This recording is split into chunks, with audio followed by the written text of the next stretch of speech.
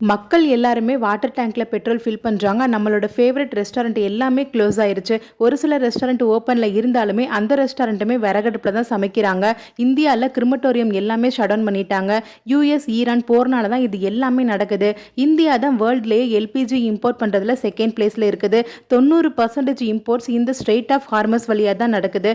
இந்த straight of Hormuz ஈரானுக்கும் ஓமனுக்கும் நடுவில் இருக்கிற ஒரு சின்ன கடல்வழி பாதை. இந்த ஒரு பாதை தான் மற்ற உலக நாடுகளை பர்ஷியன் கல்ஃபோட கனெக்ட் பண்ணுது.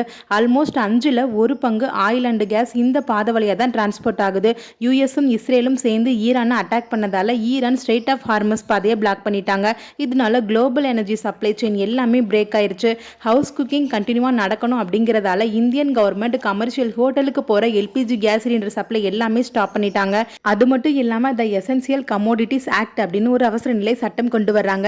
கேஸ் சிலிண்டர் பிரைஸை கண்ட்ரோலா வச்சுக்கவும் சப்ளை ரொட்டேஷனா கிடைக்கணும் அப்படிங்கிறதுக்காகவும் இல்லீகலா பதுக்கி வச்சிருக்கிற சிலிண்டர் எல்லாமே சீஸ் பண்ணணும் அப்படிங்கிறதுக்காகவும் இந்த சட்டம் கொண்டு வர்றாங்க. இந்த சட்டப்படி கேஸ் சிலிண்டர் மட்டும் இல்லாம பெட்ரோல் டீசல் பதுக்கிறதும் குற்றம் தான். மக்கள் தேவைக்கு மீறி கேஸ் சிலிண்டரோ பெட்ரோல் வாங்கினாலோ அது இல்லீகல். அதையும் மீறி நீங்க வாங்கினீங்கன்னா